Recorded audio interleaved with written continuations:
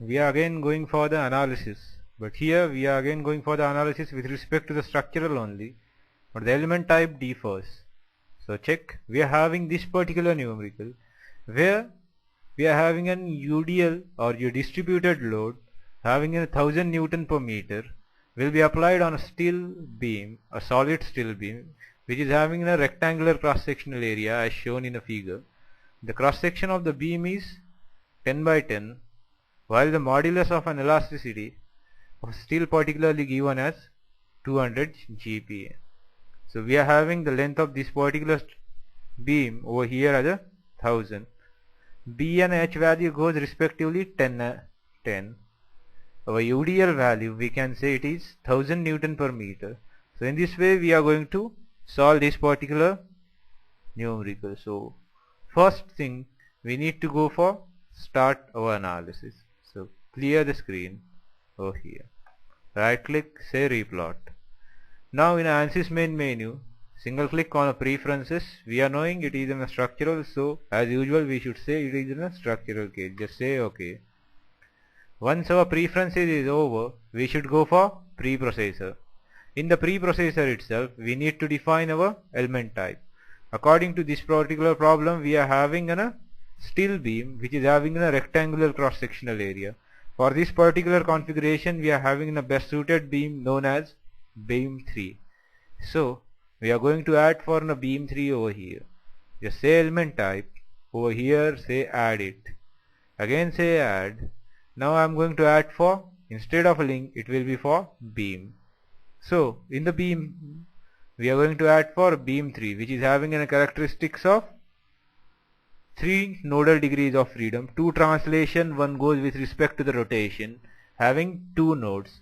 The same representation which will be with respect to your link, but our degrees of freedom goes for 3, 2 translation, 1 rotation, and 2 nodal degrees over here at ith node and a jth node having a line representation. So we are going to add for beam 3 2D elastic 3. Otherwise on the last section we should drag and just say 3 and say enter or OK. So we are entering over here for a beam 3. Once we are entering for a beam, we should close it. Once our element type is defined, we need to go for our real constant with respect to that particular element type. So go for real constant over here. In the real constant we should say add again. Once our element type changes, our real constant values also changes. Just say add again. Now I need to go for addition of a real constant with respect to the beam 3. So select that one and just say OK. Once we are saying OK, we need to enter for the cross-sectional area, area moment of inertia and height. So we should check our geometry again. So we are having in a geometrical input over here B and H value given as a 10 and a 10. So we can go over here and say our area B into H. So B is given over here 10, multiply by 10 and 10. So we are having area 10 into 10, whatever the value is equal to 100. Next is we need to go for moment of inertia. We are knowing this is a rectangular cross-sectional beam. So moment of inertia formula for that particularly is B into H cube double star 3 BH cube by 12. So in this way we are going to enter 10 star 10 means 10 into BH cube by 12. Next is height over here. So height goes again 10. So in that way we are needing to enter our cross-sectional area, moment of inertia and total height over here and just say OK. Once our real constant inputs are over, just close it. We need to go for the material properties in relation with respect to that particular material.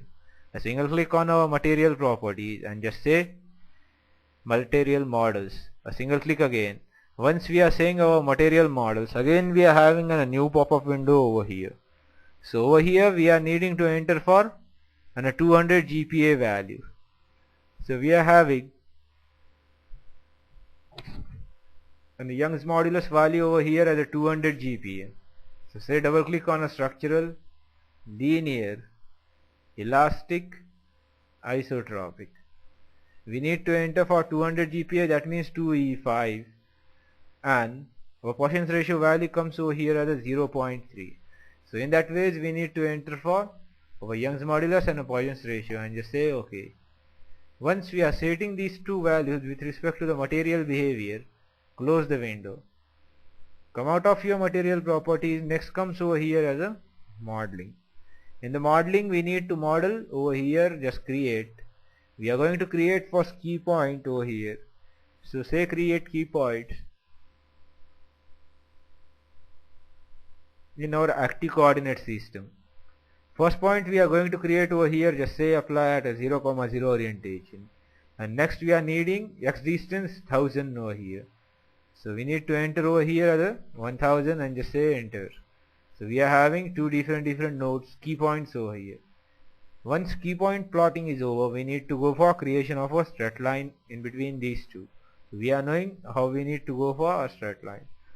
Once our modeling is over with respect to the geometrical entity, next option comes over here as a meshing. So single click on a meshing. With respect to the meshing, again we are having a different option over here. So say mesh tool. In the mesh tool, we are having only one element type, so no need to check our element attributes.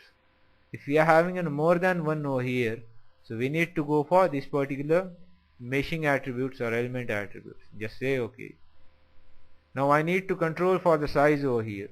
We can directly specify how many number of elements we are needing along that particular line by giving our number of element divisions. So I am specifying over here itself as a 10 number of divisions I am needing over here.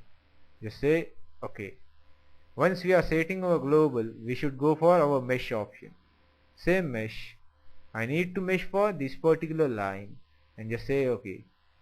Once we are saying OK, we are having an elements plotted over here. We can say plot control, numbering, switch on our element numbers and just say OK.